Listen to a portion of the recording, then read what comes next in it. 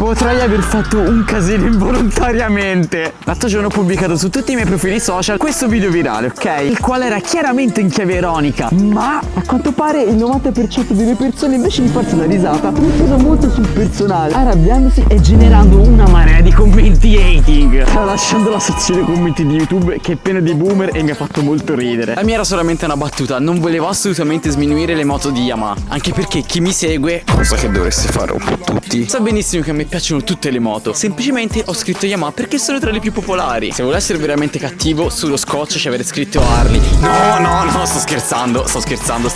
Per cui Safe Friday per tutti quanti. Anzi, droppatemi le vostre moto nei commenti come se fosse un raduno virtuale.